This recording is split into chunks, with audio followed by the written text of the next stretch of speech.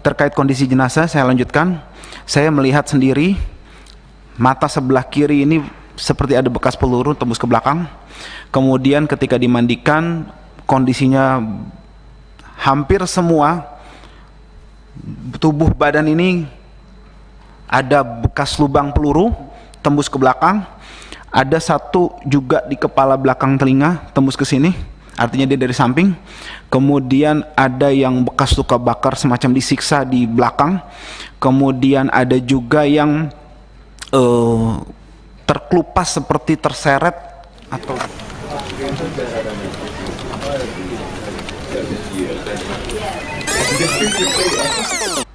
ya, kalau dia lagi libur kerja dia selalu ke sana, selalu awal. Saya hari Kamis, dia izin hari Kamis minggu kemarin. Biasanya hanya 2-3 hari dia berangkat, tapi ini udah lebih nggak pulang. Saya juga dapat informasi itu pas siang hari, tapi masih simpang siur itu. Saya masih belum percaya kalau itu adik saya. Jadi saya masih pas siang hari masih nunggu informasi yang jelas. Sudah.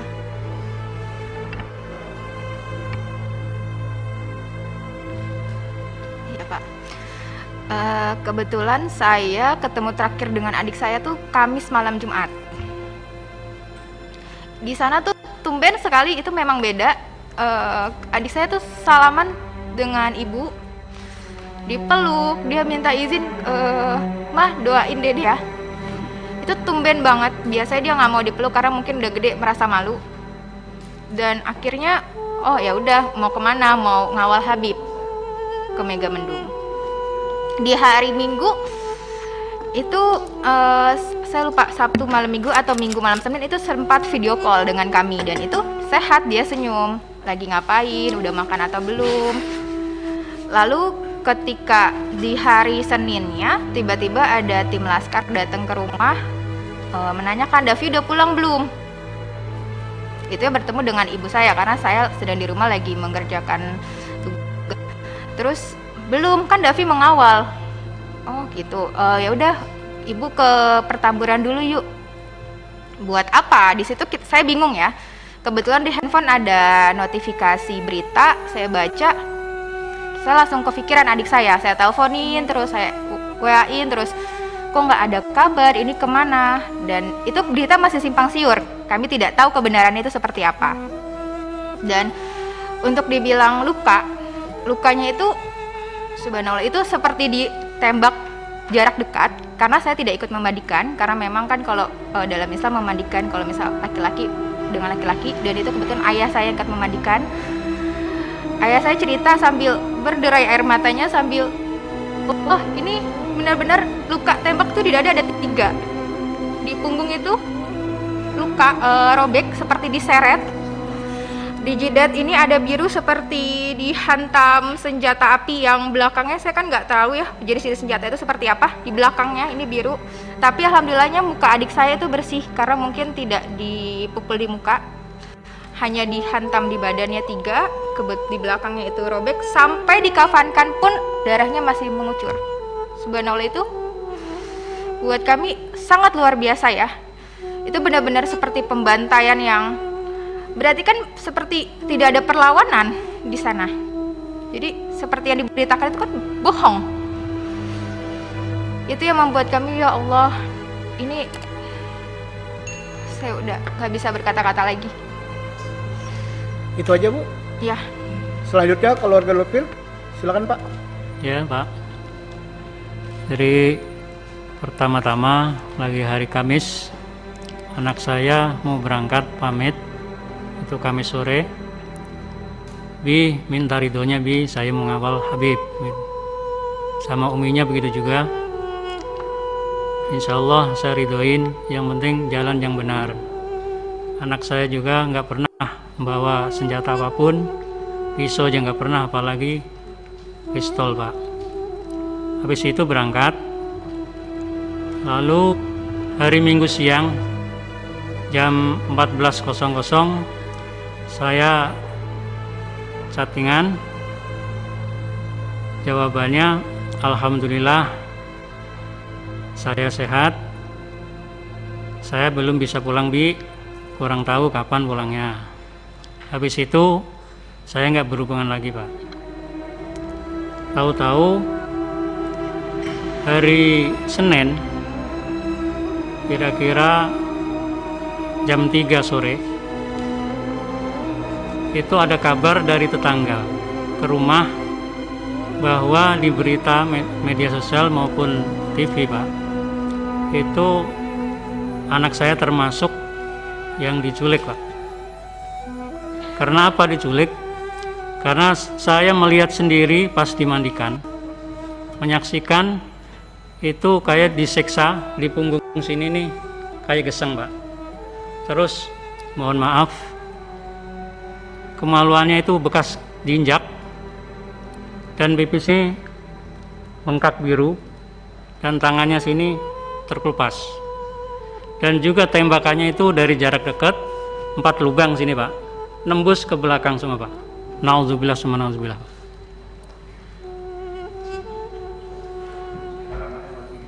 Jadi kulitnya juga yang di belakang sama yang sini itu agak terkelupas, Pak, agak lebar jadinya. Yang saya ketahui itu Mandiin Bang si Aziz. Ya nanti. Jadi menjawab pertanyaan tadi itu cukup. Seperti Oke. itu kejadiannya. Selanjutnya kiri saya, siapa yang mau bertanya, Pak Adang? Atau siapa? Wah, itu sisi kanan saya. Oke. Kalau PKS satu aja, Pak. Ya, kalau Bapak bertanya, Santoso. Oke, silakan Pak Santoso. Terima kasih. Assalamualaikum warahmatullahi wabarakatuh. Pimpinan dan anggota Komisi 3 yang saya hormati, Bapak-bapak, keluarga korban tragedi Tol Cikampek. Yang pertama, tentunya saya ingin menyampaikan innalillahi wa inna ilaihi rajiun. Semoga almarhum husnul khotimah dan keluarga yang ditinggalkan diberikan kekuatan dan ketabahan. Bapak Ibu yang saya hormati, tanggal 10 ini bertepatan dengan Hari Hak Asasi Manusia di sedunia, di mana sebelum jatuh pada tanggal 10 ini telah terjadi tragedi di Indonesia yang kita semua tahu sangat menyayat hati, dan semoga kejadian ini tidak berulang lagi. Saya fokus kepada keluarga almarhum ya. Setelah kejadian itu dan almarhum sudah dimakamkan, apakah barang-barang milik almarhum, mungkin termasuk HP-nya atau apa, dikembalikan oleh pihak aparat kepada pihak keluarga? Ini sangat penting, mungkin nanti bisa menjadi pembuktian pada saat proses-proses ini berjalan gitu. Kemudian yang berikutnya, saya ingin menanyakan juga, apakah pihak keluarga atas kejadian ini merasa terancam gitu, atau ada yang mengancam gitu? Karena menurut saya penting juga gitu. Karena jangan sampai keluarga bapak ibu sudah menjadi korban, tapi ibu juga terancam, terintimidasi atas musibah ini, sehingga bapak ibu tidak bisa menceritakan, tidak bisa menjelaskan apa-apa yang menjadi korban ya dari pihak keluarga ibu. Saya kira itu pimpinan dari saya, terima kasih. Pertanyaan Saudara Santoso. Yang pertama, apakah ada barang almarhum baik Reza, Andi, Lufi, ya, Kadafi itu pada saat jenazah diserahkan, itu ada yang diserahkan HP atau yang lain? Itu pertanyaannya. Yang kedua, ya, apakah ada ancaman-ancaman terhadap keluarga korban, ya, agar tidak bersaksi atau tidak ini, tidak menuntut dan macam-macam? Ada nggak itu? Itu kan sok. Oke, silakan mulai orang tua Pak Lufil, almarhum Lufil. Ya, terima kasih. Sampaikan bahwasanya barang-barangnya itu KTP pun nggak ada. KTP pun nggak ada. Apalagi HP atau tasnya. Biasa itu anak saya bawa tas yang kecil itu buat HP dan lain-lainnya. Jadi KTP pun enggak. Atau pakaian juga enggak. Yang keduanya, tadi ada ancaman dan macam-macam, Pak? Saya cuma curiga. Kecurigaan saya sendiri jadi kayak terancam. Jadi banyak wartawan yang tidak jelas gitu. Atau orang yang tidak jelas mau menanya yang macam-macam gitu. Tapi insya Allah saya berteguh bahwa saya nggak akan menjawab di situ walaupun ada ancaman apapun. Itu terima kasih. Oke, silakan. Yang mewakili almarhum Qaddafi, silakan. Pertanyaannya ada dua, Bu. Ada barang almarhum Qaddafi nggak? Yang kedua, ada ancaman nggak? Silakan. Ini juga yang akan saya tanyakan sebenarnya pimpinan. Kami keluarga tidak diberikan barang-barang Qaddafi, handphone, tas, dompet itu tidak sama sekali. Dan kami juga kemarin semalam sempat saya tanyakan, ini apakah memang ada barang-barang yang diberikan? Maksudnya agar kami bisa tahu ya handphonenya, karena di handphone itu juga kan pasti ada foto kami keluarga dan yang lainnya. Lalu untuk ancaman, untuk sampai saat ini alhamdulillah memang tidak ada. Namun sama seperti yang diinformasikan Bapak Lutfi, kami merasa resah karena ketika ada kemarin pada saat di hari Senin kami kan sekeluarga di pertamburan semua. Itu banyak orang yang datang bilang dari A, B, C untuk menanyakan, sekadar menanyakan, melihat-lihat di sekitar rumah. Itu sangat meresahkan, apalagi kami satu keluarga itu wanita semua. Hanya ayah saya saja laki-laki untuk saat ini. Itu yang saat ini dikeluhkan oleh kami. Gimana kalau misalnya nanti ayah saya nggak ada di rumah, di sana hanya wanita saja, lalu nanti banyak orang yang datang. Ada ancaman nggak, Bu? Kalau ancaman secara langsung tidak ada, tapi hanya ada sekitar melihat, menanyakan seperti itu, pimpinan. Oke, terima kasih, Bu ya. Terima kasih. Silakan keluarga Reza dulu. Silakan, Bu. Apakah ada barang Reza pada saat jenazah? Ada atau enggak? Yang kedua, apakah ada ancaman terhadap keluarga Ibu sesudah peristiwa ini? Itu pertanyaan Pak Santoso. Untuk barang Reza nggak ada, tidak ada yang dipulangkan. Untuk ancaman alhamdulillah belum, hanya saja jangan sampai wartawan yang menanyakan keluarga Reza, simpang siur di bolak-balik melihat rumah, menanyakan sama orang-orang sekitar situ tentang Reza. Karena kita juga resah, sama saya seperti Qaddafi. Saya laki-laki di rumah hanya satu, abang saya. Saya di rumah berempat, perempuan 1 balita. Kami hanya merasakan resah. Terima kasih.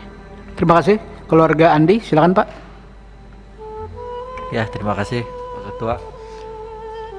Sebetulnya sama Pak, ya, dari teman-teman semua perwakilan, nggak ada satupun barang yang saya terima ya punya almarhum, bahkan itu masih aktif loh Pak. Iya, saya bingung, itu masih aktif loh. Nah itulah, cobalah kalau bisa itu barang-barangnya itu dikembalikan seharusnya Pak ya. Untuk ancaman saat ini sih enggak, cuman banyak aja yang nanya gitu Pak, sama lah, jadi bikin resah juga gitu. Terima kasih Pak. Terima kasih. Selanjutnya virtual. Siapa yang mau bertanya? Pimpinan satu aja, satu. Bentar. Virtual dulu, virtual. Silakan. Apa dulu pimpinan? Ada yang mau bertanya? Saya Taufik, boleh? Pak Taufik. Ya. Oke, silakan Pak Taufik. Baik. Baik, terima kasih pimpinan atas waktunya. Saya mengucapkan terima kasih atas informasi yang telah diberikan dalam kesempatan pada hari ini. Ya, tentu kita tadi mendengarkan dengan dan pertama-tama saya juga mengucapkan turut berbelasungkawa atas kehilangan anggota keluarga yang dikasihi, dan tentunya seperti juga dalam kesempatan hari ini Komisi 3 akan mengumpulkan informasi ya, dari berbagai pihak agar kita semua mendapatkan bahan yang komprehensif untuk kemudian mungkin bisa mengambil langkah-langkah yang sesuai kewenangan yang dimiliki oleh Komisi 3. Nah, seperti yang saya ketahui saat ini Komnas HAM telah membentuk tim, kemudian Propam Mabes Polri pun juga sedang melakukan pemeriksaan. Oleh karena itu penting bagi kita semua untuk mendapatkan hasil berupa misalnya informasi mengenai peluru yang digunakan, jarak tembaknya, yang tentunya harus berdasarkan uji balistik. Kemudian kondisi jenazah yang kita harus ketahui dengan hasil dari otopsi, ya, yang gunanya mungkin kita bisa melihat arah tembakannya seperti apa, jaraknya seberapa jauh, dan analisis terhadap kondisi penembakannya yang terjadi itu gambarannya seperti apa, tentu didasarkan pada... Sebentar Pak Taufik, rapat kita Pak nanti Pak. Ya, oke. Itu rapat komisi Pak, tidak perlu disampaikan. Ini kita mengelaborasi kira-kira apa yang berkaitan dengan almarhum tersebut. Baik. Menguliahi keluarga ini juga kadang musibah. Langsung saja Pak. Pimpinan. Jadi karena itu titik tekan saya adalah pada soal informasi. Nah, pertanyaan saya adalah apakah dari keluarga korban sudah ada penjelasan khusus yang diberikan oleh kepolisian? Mungkin ada perwakilan dari kepolisian yang datang pada keluarga korban untuk menerangkan beberapa hal secara langsung, atau kalaupun belum ada, mungkin karena kondisinya masih tegang seperti ini atau masih terlalu dekat waktunya, saya juga menyarankan pada keluarga korban, mungkin juga dengan tim pendamping, di sini ada Bang Ahmad Medan dan kawan-kawan ya, untuk bisa membuka komunikasi juga dengan Propam Mabes Polri ya, untuk menanyakan hal-hal yang tadi sempat ditanyakan, bagaimana dengan barang-barang yang ada dimiliki oleh korban, kemudian apa saja tindak lanjut nanti dari Propam. Menurut saya komunikasi seperti ini pun juga tidak ada salahnya untuk dibuka antara keluarga korban dengan pihak Propam Mabes Polri. Demikian pimpinan, terima kasih. Terima kasih Pak Taufik.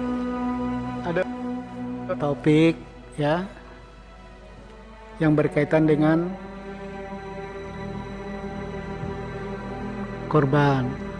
Sudah ada penjelasan nggak secara detail terhadap Reza, ya, terhadap Andi, terhadap Profil, ya, terhadap Kedafi, atau cuma jenazah saja yang diserahkan tanpa ada lampiran keterangan?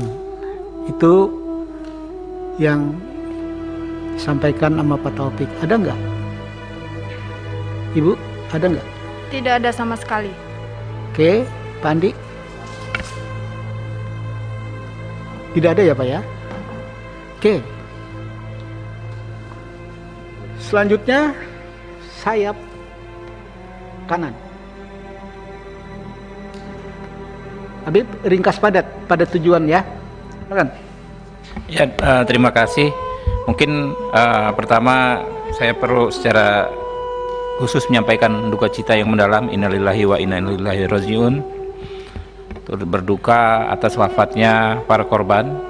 Kami di sini nanti berupaya semaksimal mungkin menampung informasi apapun dari keluarga supaya kasus ini bisa hukum bisa benar-benar ditegakkan. Yang kedua, saya mungkin membaca di media bahwa saudara pengacara ini, kuasa hukum, melihat kondisi langsung dan ikut memandikan jenazah. Mungkin bisa diceritakan ke sini. Terima kasih.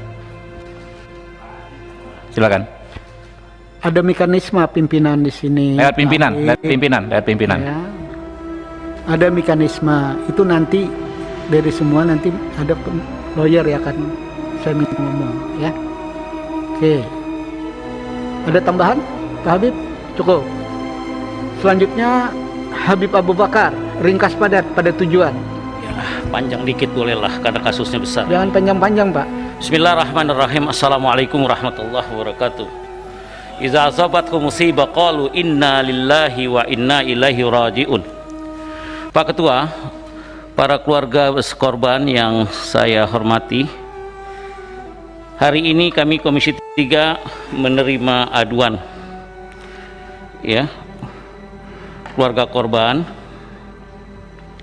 Dan saya terus terang aja sampaikan rasa bela sungkawa yang dalam atas wafatnya putra-putra Bapak dan ibu-ibu sekalian.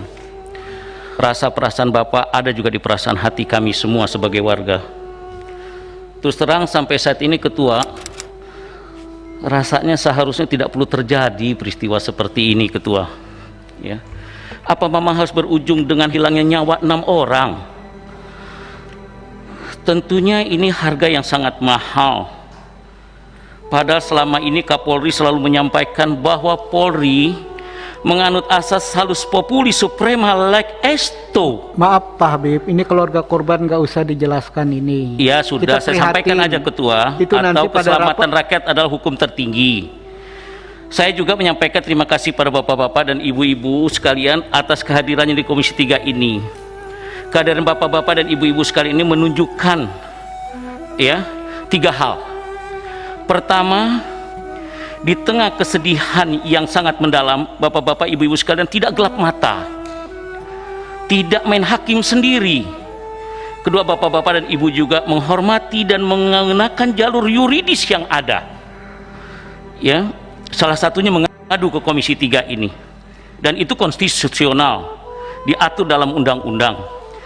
Ketiga, ini menunjukkan kepercayaan bapak-bapak dan ibu-ibu kepada kami di Komisi 3. Ketika masyarakat masih mendatangi kami untuk mengadukan masalahnya, ini berarti kami merasa Komisi 3 masih dipercaya oleh rakyat. Karenanya kami tidak akan menyia-nyiakan kepercayaan ini Ketua. Insya Allah apa yang disampaikan nanti akan diteruskan sesuai dengan mekanisme dan prosedur yang berlaku. Jika kemarin menguat banyak sekali tuntutan dari ormas, tokoh masyarakat, anggota DPR dan lain yang sebagainya yang meminta dibuat tim gabungan pencari fakta, nanti kami coba musyawarahkan dengan para anggota bagaimana mekanisme dan bagaimana aturannya. Oleh karena itu pada keluarga saya mohon sabar ya, untuk kami berkoordinasi dan bekerja, dan Komisi 3 membidangi hukum HAM ini dan keamanan insya Allah akan bekerja secara maksimal. Selanjutnya pertanyaan saya dengar juga seperti yang Habib tadi menceritakan, pengacara Yanuar Aziz Yanuar ya. Oke Pak Habib, substansi aja Pak. Langsung saja, tolong ceritakannya dengan detail setelah kalian memandikan, yang kelihatan benar tuh apa dan apa, jelaskan apa adanya dan kira-kira kesimpulan Anda tuh bagaimana. Terus selanjutnya kepada keluarga setelah kejadian, apa yang didengar dari pihak Polri kepada keluarga masing-masing. Wallahu a'lam bishawab. Terima kasih Ketua. Assalamualaikum warahmatullahi wabarakatuh. Oke, pertanyaan Habib mirip dengan pertanyaan Pak Santoso. Ya. Nanti lawyer akan menjelaskan semua. Di akhir ya Pak ya. Oke. Golkar.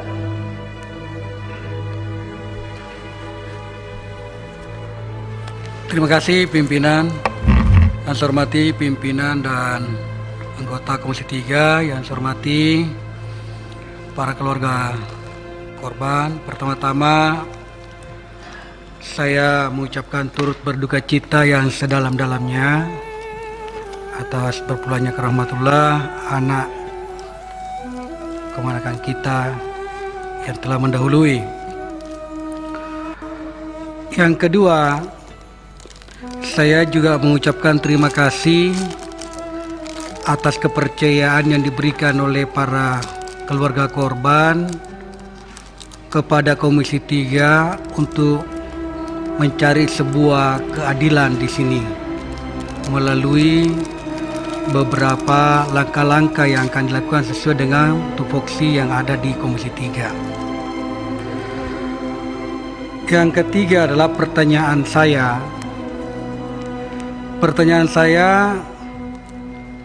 Apakah di antara keluarga yang hadir atau pengacara yang hadir pada hari ini, adakah yang ikut dalam rombongan sehingga bisa menceritakan kepada kami secara langsung?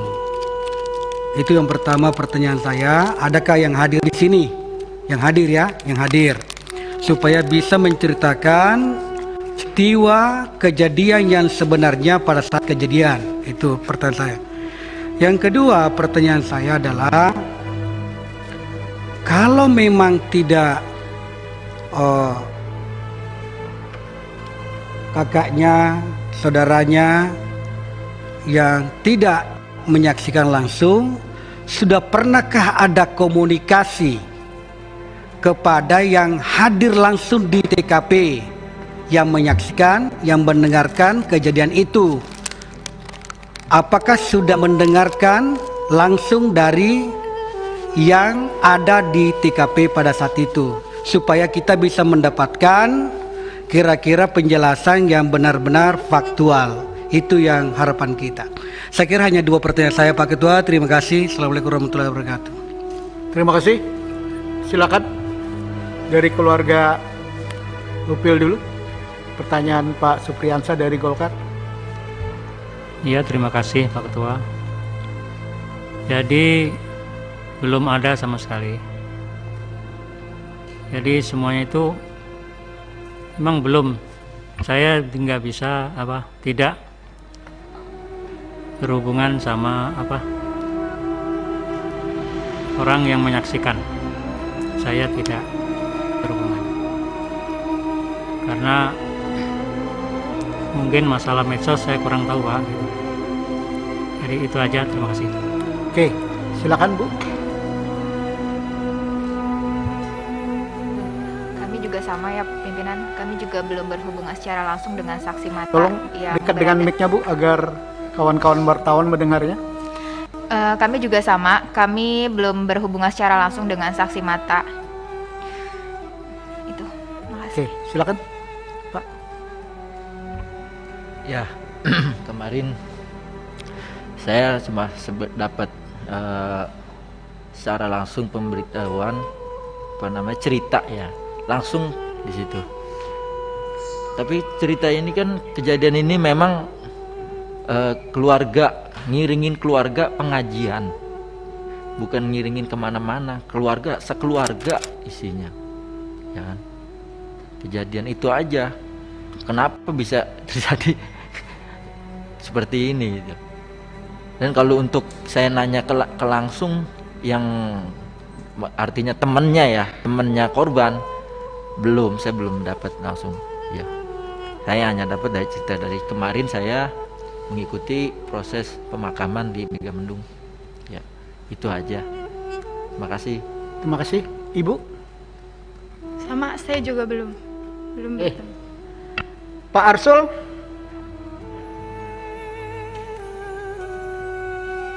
Terima kasih pimpinan atas kesempatan yang diberikan. Bapak Ibu, para keluarga korban yang kami hormati, pertama-tama kami juga ingin menyampaikan rasa duka cita yang mendalam atas wafatnya para laskar atau pengawal di FPI ini. Tentu ini sebuah peristiwa yang luar biasa karena menyangkut 6 nyawa. Pada kesempatan ini, kalau diperkenankan pimpinan, saya mohon nanti dibantu. Saya sudah membaca apa yang disampaikan oleh teman-teman tim pendamping, tetapi saya kira perlu lebih komprehensif lagi, terutama yang terkait dengan lokus delikti, ya. Di sini ada disebutkan dari kawasan di Bogor kemudian ke tol Jakarta Cikampek, itu belum menggambarkan satu detail saya kira yang diperlukan. Kenapa itu perlu? Sehingga kalau kami nanti dalam menjalankan fungsi-fungsi pengawasan terhadap mitra ini juga mempunyai informasi yang lebih komprehensif, sehingga bisa kami bandingkan antara yang disampaikan oleh teman-teman tim hukum ini dengan katakanlah yang nanti akan dijelaskan oleh pihak kepolisian. Saya kira itu saja Pak Desmond, terima kasih kalau diizinkan untuk mendapatkan penjelasan yang lebih komprehensif tentang peristiwa itu. Karena misalnya di media disebut-sebut di kilometer 50 dan segala macam itu kan bangsa di daerah sekitar antara Kerawang Barat dan Kerawang Timur kan kira-kira. Tuh, terima kasih. Terima kasih. Saya cuma ingatkan Pak Arsul, lawyer ini kan lawyer keluarga korban. lawyer keluarga korban. Jadi pertanyaan per ansur itu kita harus bertanya kepada juru bicara EPE, ya, Pak Munarman, ya, itu lebih tepat, ya, bicara kronologisnya, ya. Jadi nanti mungkin ya lawyer ngomong apapun nih boleh nanti ya terakhir ya ada 3 pertanyaan dari 2 Habib, ya, 1 Pak Arsul yang nanti dijawab ringan Pak. Selanjutnya Atria Dahlan. Silakan Pak Darya. Terima kasih Ketua, pimpinan Komisi 3 yang saya hormati, anggota Komisi 3 yang saya hormati, para keluarga korban, keluarga kami yang saya hormati, yang saya banggakan. Pertama-tama selamat datang di gedung DPR ini, rumahnya rakyat, rumah semuanya termasuk juga rumahnya FPI. Terima kasih sudah percaya sama kami, sama DPR. Tadi juga sudah memberikan info begitu lugas, sepertinya kita ini memang tidak bersekat. Saya yakin informasi yang tadi merupakan bagian dari pengayaan Komisi 3 untuk melihat fakta ini sehingga bisa lebih jernih lagi. Kami semua tentunya sepakat, fraksi PDI Perjuangan juga sepakat untuk mencari titik terang sehingga tidak ada polemik terkait dengan fakta yang sesungguhnya. Bahkan kita juga melepaskan kesempatan kepada semua pihak, ada Komnas HAM, ada Mabes Polri, ada Propam, ya, siapapun yang ingin mencari kejelasan perkara ini, kita lindungi dan kita nyatakan itu sebagai suatu proses yang sangat konstitusional. Berikut secara resmi atas nama PDI Perjuangan kami mengucapkan turut berduka cita yang mendalam, bela sungkawa yang sedalam-dalamnya atas meninggalnya 6 orang keluarga Bapak Ibu yang gugur dalam peristiwa yang kita bicarakan pada hari ini. Saya tentunya prihatin, ya, walau bagaimanapun setiap proses penegakan hukum ini harusnya tidak hanya berkepastian tapi proporsional dan humanis. Tentunya kami juga ingin melihat bagaimana motif, latar belakang, hal-hal yang mendasari, ya, sampai terjadinya peristiwa ini. Kalau kita melihat di hilirnya saja kejadiannya seperti ini. Pak Tirya, mereka ini keluarga korban. Iya, ini saya baru mau nanya. Ya, jadi ya. Silakan. Belum dimulai Pak Ketua. Nah, kalau kita mungkin lihat hulunya, semua pihak akan sama-sama juga bisa memberikan gambaran. Tadi dikatakan di sini keluarganya Bapak Ibu ini kan pengawal khusus, ya. Saya ingin nanyakan, apakah pengawal khusus ini memang betul-betul terlembaga di institusi FPI atau memang gerakan-gerakan spontan? Karena tadi kan adanya saya datang setiap hari Kamis, Jumat, Sabtu misalnya. Nah, jadi kan itu kan tidak terlembaga. Kalau namanya pengawalan itu kan memang setiap hari-harinya memang ada di situ. Kemudian kalau boleh tahu seperti apa ruang lingkup kegiatan, kewenangan, kemana-mana Muhammad Rizik Syihab itu pakai pengawalan dan dikawal oleh keluarganya Bapak Ibu dan selalu ikut. Ada berapa jumlah satuan pengawalan yang seperti ini?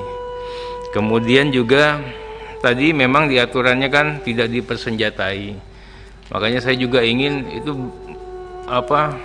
memang kalau logika akal sehatnya kok masa punya senjata, ya, nggak mungkin, ya. Tapi kita ingin sampaikan nanti, boleh nggak nanti dicari teman-teman yang betul-betul meyakinkan, yang teryakinkan kita semua memang hadir pada saat itu, memang keluarganya Bapak Ibu itu memang tidak dipersenjatai. Nanti Pak pengacara mohon, ini saya membantu sebenarnya, membantu teman-teman juga untuk bisa.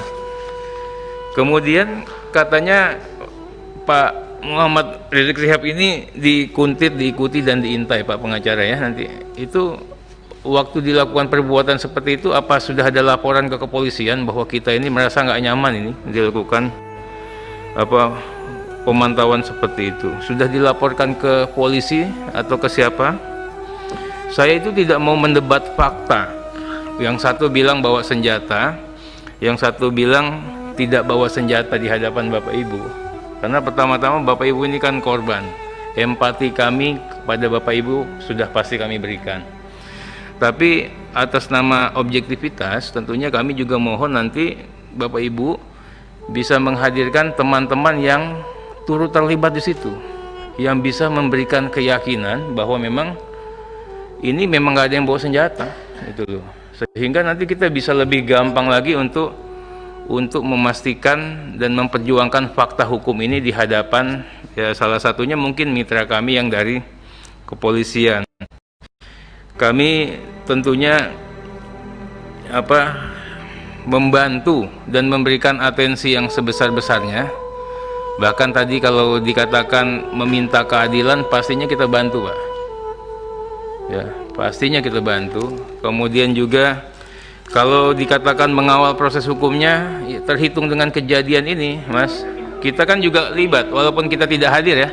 PD Perjuangan tuh memantau, semuanya keadilan itu kita pantau betul, Pak. Sampai kita titipkan, Pak Pengacara, mudah-mudahan juga bisa disampaikan ya nanti ya. Bagaimana jangan sampai rakyat ragu atas proses penegakan hukum pasca terjadian tragedi ini. Jadi Polri tolong sungguh-sungguh. Ya. Jadi seperti itu Pak Desmond, terima kasih. Nanti ini tidak bisa dijawab oleh keluarga korban. Nanti tolong dari sisi lawyer, tapi juga kan agak repot juga gitu loh. Ya, pada prinsip dasar Komisi 3 apa yang disampaikan Pak Atria Dahlan tuh ingin mencari kebenaran dari dua pihak yang sampai hari ini kami ini berusaha untuk di tengah-tengah. Ya, keterangan dari EPI begini, keterangan dari pihak kepolisian begini. Sekarang kita mendengar keluarga korban. Maka tentunya ya, rapat kita hari ini adalah kita mendengar kapasitas keluarga korban. Mungkin ada hal-hal yang diketahui seperti yang dipaparkan Pak Atria Dahlan. Itu yang sangat kami perlukan. Hal-hal dalam rangka ya, Bapak minta bantuan, kami juga minta bantuan agar fakta yang sebenarnya itu yang mana. Ya, agar Komisi 3 jelas arah tujuannya. Ini ada ketidakadilan. Tapi ada informasi yang hari ini simpang siur. Untuk proses ini Komisi 3 adalah memutirin satu-satu ya, informasi itu. Mana sebenarnya fakta sebenarnya? Ya.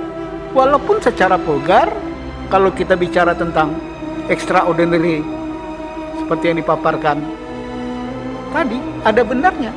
Tapi harus ada pembuktian-pembuktian bentuk yang lain.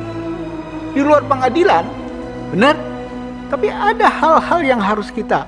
Kenapa? Karena kita menjaga semuanya. Oke. Pak Adang ada yang disampaikan? Pak Aus? Tapi lebih pada keluarga korban. Ya, ada. Silakan, Pak. Terima kasih. Assalamualaikum warahmatullahi wabarakatuh. Kami juga turut berduka cita dan mendoakan agar almarhum ini benar-benar menjadi syuhada. Saya ingin menanyakan terkait dengan keluarga korban dan sepengetahuan dari kakaknya atau pamannya ini. Ya, lebih mirip mungkin dengan pertanyaan Pak Atria tadi. Apakah ada misalnya memang ada semangat sedemikian rupa ingin mohon izin karena saya akan habis-habisan bertarung atau seperti itu. Juga pertanyaan saya adalah apakah ada pernah mengetahui gitu, berapa lama mereka menjadi pengawal dari Imam Besar Habib Rizik Syihab, berapa lama apakah mereka dilatih khusus untuk itu atau bagaimana? Ini perlu kejelasan kami sehingga clear kalau ada sebutan ini itu, meskipun di dalam Undang-Undang Dasar 1945 udah lewat Pak, jangan dijelaskan. Kita sudah tahu semua bahwa itu adalah hak untuk mendapatkan perlindungan itu memungkinkan. Oke, cukup Pak Aus. Cukup begitu. Ada 2 pertanyaan. Pertarung habisan-habisan itu maksudnya apa? Bingung nih kalau udah korban. Ya begini, biasanya ada semangat seperti itu. Bertarung sama siapa? Ya. Bertarung sama siapa? Ya barangkali karena keinginan untuk pembelaan, karena ada gambaran bahwa Habib Rizik Syihab itu mendapat ancaman yang luar biasa. Karena itu, apakah memang hal itu sudah menjadi program tertentu gitu untuk habis-habisan di dalam hal ini? Saya ingin mengetahui. Oke, bahasa yang paling ada sederhana lah. lebih Jangan tepat, jangan Pak Komisi Ketua, 3 bahasanya itu sudah tidak netral. Ya Pak Aus ya. Ya ini bukan komisi lucu-lucuan sama komisi lain. Ya. Bahasanya itu jangan bicara mengungkit yang sesuatu yang belum jelas. Saya tegur ini sebagai pimpinan. Ya, mau bentrok kapan bentroknya? Ya. Yang harus didengar apa yang dijelaskan oleh keluarga korban. Itu ada persiapan perang nggak ada kan Bu? Ya kalau nggak ada kok ada pertanyaan ini. Gitu. Yang cocok pertanyaannya, ya ada nggak ya pelatihan khusus untuk melakukan pengawal? Nah itu agak relevan. Silakan, ada nggak pelatihan khusus itu? Yang Ibu ketahuin, kalau nggak tahu nggak usah dijawab Ibu-ibu. Ya permisi Bapak Ketua, terima Silakan. kasih. Saya hanya klarifikasi ya, karena begini. Tadi saya sudah terangkan bahwasannya ini rombongan imam untuk mengaji keluarga. Ya. Datang di perjalanan jam 10 itu untuk rombongan keluarga diiringin dua mobil laskar depan, 2 di belakang. Kan seperti itu. Ya, mungkin udah pada tahu. Jadi ini bukannya perang. Bukannya perang. Ya, kalau perang semua bawa senjata, Pak. Ya. Gitu. Yang kedua tadi untuk mengetahui laskar pasukan khusus ya, saya kan itu nggak ke situ ya, nggak tahu ya, nggak tahu apakah khusus apa. Mungkin khusus itu maksudnya khusus pada saat itu yang ditugaskan oleh imam, gitu, ya, gitu Pak. Dan masalah pistol ya, sekarang begini Pak logikanya, pistol kayaknya udah tahu harganya berapa pistol mungkin ya. Laskar ini, pejuang-pejuang Islam ini sukarela Pak, dengan hati nurani. Mau beli baju aja pakai nyicil. Maaf aja Pak ya. Sekarang gimana bisa ada punya senjata seperti itu? Iya.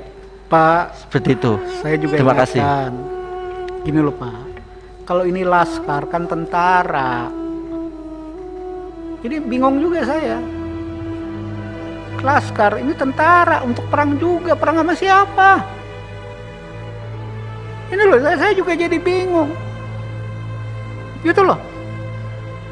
Kalau ini laskar, ini kan perang, juga nggak benar ini. Ya, saya sebagai pimpinan Komisi 3 melihat hal-hal kayak gini jadi kayak negara ini dalam keadaan perang semua. Jadi kalau udah laskar-laskaran ini sama saja. Zaman kita laskar pra-revolusi, kakek saya juga komandan laskar. Untuk ini, tapi tujuannya kemerdekaan. Nah, laskar sekarang tujuannya apa? Mau mendirikan negara Islam. Itu melawan konstitusi. Hal kayak gini menurut saya, ya, harus hati-hati, ya. Jangan sampai Indonesia yang sudah damai di tengah problemnya yang sangat banyak, kok berantuk sama kita. Memang kita mau bubarkan negara ini? Kan tidak. Yang saya pahami, Habib tidak mau bubarkan agama kan, gitu loh. Jadi kita hati-hati ya sebagai anak bangsa. Jangan diantara kita kesannya mau perang-perangan. Kalau perang-perangan, ya kita-kita juga yang jadi lucu. Agak keluar konteks saya, karena ini bicara tentang berbangsa. Masa kita rusak yang udah kita bangun karena kepentingan-kepentingan politik, kan lucu. Sudah saatnya kita cooling down untuk menghadapi persoalan COVID yang kapan selesainya tidak jelas. Bangsa ini untuk bertahan aja udah bagus. Gitu. Oke, ada yang mau disampaikan yang berkaitan dengan pertanyaan ini? Ketua, izin Ketua. Silakan. Dimyati Ketua. Saya turut berduka cita kepada ibu bapak sekalian yang kepada keluarga almarhum syuhada. Saya hanya menanyakan, ini kan ada aspirasi. Ada nggak dokumen tambahan? Mungkin teman-teman udah ada yang nanyakan mungkin ya. Ada nggak dokumen tambahan foto atau video terkait jenazah itu? Demikian, makasih Ketua. Terima kasih Pak Dimyati. Yang mana mungkin mereka keluarga korban yang tidak terlibat apa-apa, mereka ini menyampaikan tentang problem keluarga mereka, keluh kesah mereka, minta keadilan atas peristiwa ini yang saya tangkap. Betul nggak Bapak Ibu-Ibu? Gitu loh. Dokumen apa? Mereka ini bukan lawyer, bukan bagian dari katanya mandi yang dibilang tadi. Anak-anak mereka, saudara mereka adalah dapat giliran tugas untuk mengawal Habib dalam proses pengajian. Kan Bapak begitu bilangnya. Ketua, izin Ketua. Kan memandikan tadi tahu lah lukanya. Oh itu nanti lawyer Pak. Ada fotonya nggak itu? Makasih Ketua. Itu lawyer Pak. Nanti kita kasih ruang. Karena salah satu lawyer ada memandikan, ceritakan itu aja nanti Pak ya. Oke. Ada Romo yang berkaitan yang ditanya keluarga korban? Ada yang lain? Kalau tidak ada, terakhir pimpinan. Terima kasih pimpinan.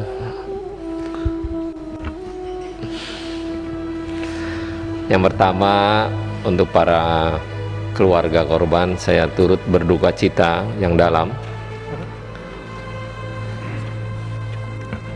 Saya tidak banyak, cuman tadi saya koreksi tentang bahasa pembantaian yang tadi keluarga korban sampaikan, karena sampai hari ini, sampai detik ini, polisi belum menyampaikan secara lugas tentang kejadian di jalan tol.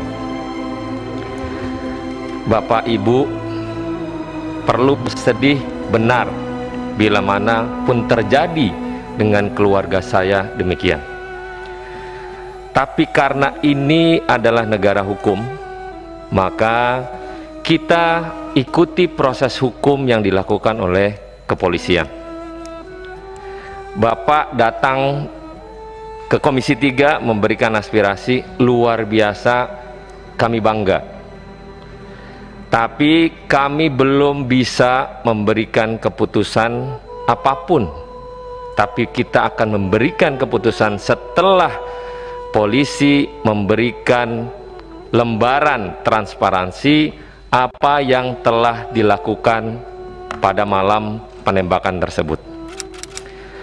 Pertanyaan saya, Bapak Ibu, keluarga korban, yang saya dengar ada 10 orang pendamping Muhammad Rizik Syihab yang katanya yang 4 orang kabur, katanya mengamankan Muhammad Rizik Syihab. Pertanyaan saya, mungkin ini bisa dijawab oleh keluarga korban atau dari lawyer, kemanakah Rizik Syihab berada? Itu pertama. Yang kedua, 4 orang yang kabur tersebut, apakah Bapak Ibu kenal? Dan pernah nggak komunikasi dengan keluarga atau memang Bapak Ibu kenal juga? Kita nggak mau negara ini porak-poranda pecah belah atas informasi yang belum tepat untuk disampaikan. Kita memahami kesedihan, kepedihan yang Bapak Ibu berikan, tapi minimal kita dalam konteks Komisi 3 adalah menerima keluhan Bapak Ibu untuk mencari keadilan. Kami akan terima dengan sangat luas dan kita akan sampaikan itu nanti setelah polisi menyampaikan transparansi tentang kasus yang ada. Mungkin itu pimpinan, terima kasih. Catatannya begini Pak, Komisi 3 ini kan menunggu Pak, ya, karena pengawasan kami ya menunggu. Satu langkah lebih maju, pansus. Ya, ini lawyer tolong nanti dijelaskan ini. Tapi kan tidak mungkin pansus, ya, karena belum, masih ngambang. Ya, kalau bicara pansus tingkatannya kan tanggung jawabnya kemana, gitu loh Pak. Jadi kami menunggu. Nah, apa yang disampaikan Pak Roni, ya, sebagai pimpinan, hari ini kami menunggu penjelasan detail dari ini semua. Ini 6 korban, 4-nya mana? Ada peristiwa, mana saksi ya yang lain? Kenapa tidak berani bersaksi? Itu yang sebenarnya yang disampaikan Pak Roni. Saksi ini agar semuanya jadi jernih. Hari ini baru sebatas keterangan polisi, keterangan dari pihak FPI. Agak susah bagi Komisi 3.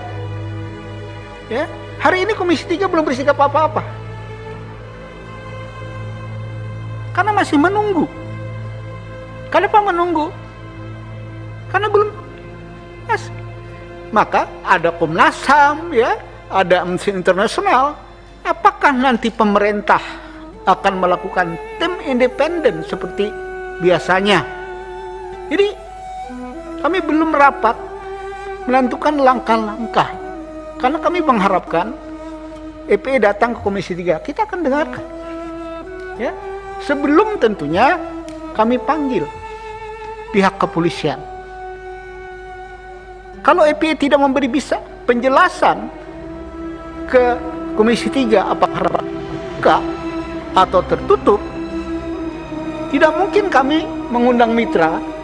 Dijawab mitra juga kami tidak bisa bantah apa-apa berdasarkan informasi yang sama-sama siapa yang benar di antara dua pihak. Begini Bapak Ibu, dua pihak ini kan kami harus berada di tengah-tengah agar melihat secara jernih yang benar itu mana. Maka kami menunggu saksi-saksi atas peristiwa ini agar kita bisa melakukan langkah-langkah ke depan. Saya pikir sebelum saya tutup, silakan ringkas padat, senior. Silakan. Assalamualaikum warahmatullahi wabarakatuh. Pimpinan sidang yang kami hormati, seluruh anggota Komisi 3, kami mengucapkan terima kasih yang sebesar-besarnya pada kesempatan ini telah diterima dengan baik, dan kami sangat berharap bahwa Komisi 3 sesuai dengan mekanismenya. Harapan kami tentu karena ini kasus yang cukup besar, bahkan karena kita bicara negara kita negara hukum, maka apa yang terjadi pada saat ini adalah bagian lain terasa mencederai institusi penegak hukum terdepan, polisi. Oleh karena itu, kita harus mencari fakta dan bukti yang transparan, imparsial dan objektif terhadap kasus ini. Oleh karenanya, melalui Komisi 3 kami menghimbau untuk dapat mendorong agar dibentuk tim pencari fakta. Ini kami usulkan, baik mekanismenya bagaimana, mungkin pimpinan lebih banyak tahu, yang ini adalah rumah tangga pimpinan sendiri, atau juga dibentuk panja ya untuk kasus ini. Menarik tentang fakta yang harus terungkap.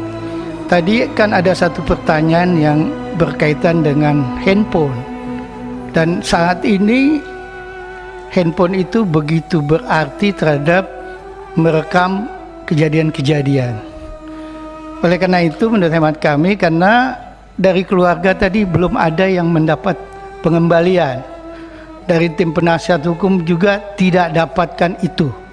Oleh karena itu harus diamankan. Jadi untuk berbicara imparsial, netralitas, objektivitas, tentu tidak. Karena ini kan yang disoroti adalah institusi kepolisian. Tidak tentu saja barang-barang yang berkaitan dengan pembuktian itu harus di luar institusi yang bermasalah tentu. Hemat kami itu bagian terpenting yang harus digarisbawahi. Yang kedua, harapan kami karena kami tahu bahwa Komisi 3 dalam waktu dekat ini akan reses yang cukup panjang, hampir 1 bulan, ya. Oleh karenanya kami juga meminta untuk ada pemantauan yang serius, ya. Apakah nanti Komisi 3 melalui pimpinannya atau Pak Desmond sebagai pimpinan sidang pada hari ini, bagaimana mengusulkan supaya Komisi 3 juga melakukan pemantauan secara aktif. Kaitan dengan beberapa hal yang cukup penting atas kejadian ini adalah para saksi. Saksi-saksi yang tadi ada katanya 4 orang yang masih belum diketahui. Nah, kebetulan salah satu tim kita juga adalah dari FPI. Sedianya kami meminta Sekjen sudah siap hadir sebetulnya pada hari ini. Saya konfirmasi ke beliau, tapi mendadak saya nggak ngerti karena ini ada aturan COVID begitu loh ya. Kemudian kami belum dapat penjelasan, beliau tidak berhalangan hadir saat ini. Jadi intinya adalah kami meminta kepada Komisi 3 melalui persidangan ini untuk intensif membentuk tim pencari fakta, ya, supaya netralitasnya bisa terjaga, dan kemudian memantau secara terus-menerus atas perkembangan kasus ini. Selanjutnya mungkin yang agak detail tadi ada beberapa hal yang juga ditanyakan para anggota Komisi 3. Mungkin Pak Aziz ini kebetulan juga di dalam struktur FPI beliau juga masuk, ya, wakil sekretaris, barangkali bisa dimintai sesuai dengan apa yang beliau miliki. Demikian dilanjutkan oleh Pak Faris. Wabillahi taufiq wal hidayah. Assalamualaikum warahmatullahi wabarakatuh. Oke, Faris, ringkas padat Pak, bicara tentang Anda katanya ikut memandikan mayat itu aja, ya. Karena tadi juga Pak Ahmad Mijan bilang bahwa berharap Komisi 3 reses pun masih terima pengaduan, kan? Itu sudah kita rencanakan, Pak, ya. Jadi untuk EPI mengadu dengan catatan detail, termasuk bahwa saksi-saksi, ya, atas peristiwa ini kalau benar ada 4 orang atau lebih daripada itu, kita akan selalu buka. Nanti kita akan rapatkan, ya, apakah panja, apakah tim saja selama reses, bahwa Komisi 3 reses, minta izin pimpinan DPR untuk kita boleh terima pengaduan. Silakan. Terima kasih pimpinan. Mohon izin saya sedikit tanggapi satu-satu, tapi singkat saja. Ya, yang saja. pertama, lokusnya itu dari Perumahan The Nature Mutiara Sentul ke arah Kerawang. Tadi dari Bapak anggota Dewan ada pertanyaan demikian. Kemudian selanjutnya, memang sejak 2 hari itu di lokasi sudah ada yang mengikuti dan memantau kondisi di Perumahan The Nature Mutiara itu, ada mencurigakan. Kemudian selanjutnya mengenai dokumentasi, kita alhamdulillah menyimpan lengkap video, foto dengan akurasi yang sangat baik. Insya Allah jika memang terbuka untuk kita publish dan kita cross check, untuk membuka tabir ini kita siap. Kemudian juga terkait yang kondisi jenazah, saya ada di iring-iringan pertama terkait jenazah pertama atas nama Andi Oktiaman. Saya juga melihat bagaimana itu diproses. Saya lihat. Bentar, itu bisa rapat lain nggak nanti kita agendakan? Bisa. Kan Anda menarik sekali.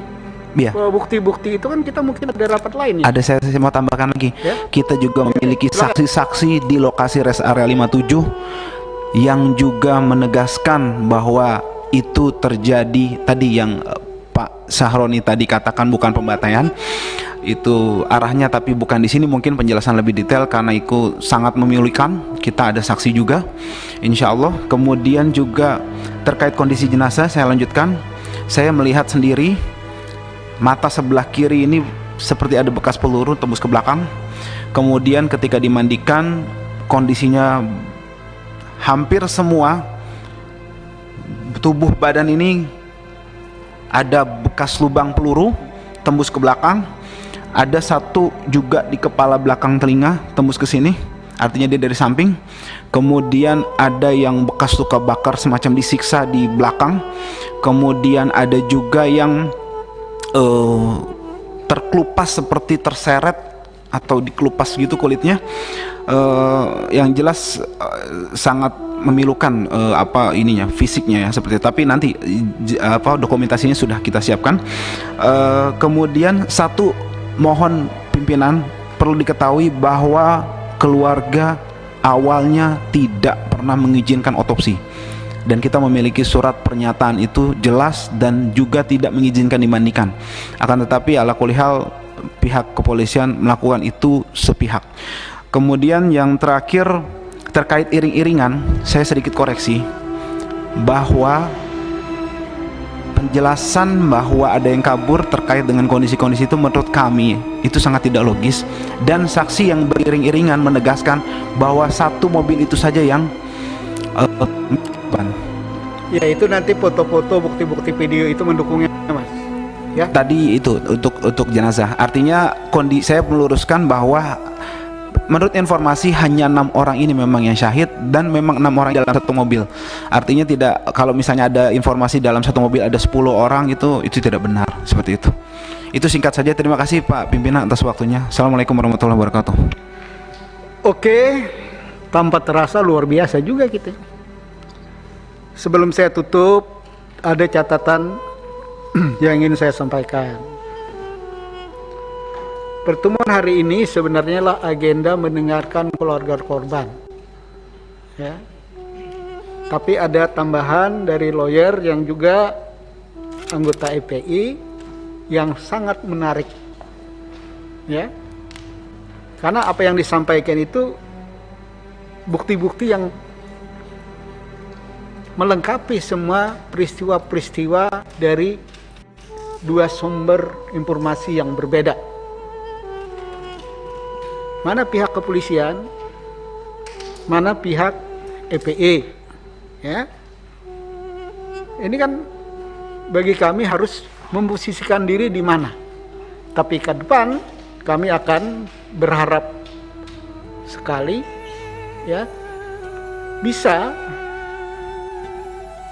kita agendakan pertemuan untuk lebih detail agar kami bisa mengambil posisi yang benar. Kalau ini kita mau apaan gitu loh, ya, mau ngapain jadi bingung sebenarnya. Nah inilah posisi Komisi 3. Reses tidak menghalangi pengaduan, begitu Pak, ya. Itu disepakatin, ya, tinggal kita pelinukan nanti, ya. Untuk itu saya pikir rapat hari ini banyak hal kita dapatkan dari keluarga korban, dari lawyer, ya. Tentunya catatan bagi kita Komisi 3 banyak catatan-catatan sebagai pembanding untuk di rapat-rapat Komisi 3 yang akan datang. Cukup sampai sekian pertemuan kita hari ini. Wassalamualaikum warahmatullahi wabarakatuh.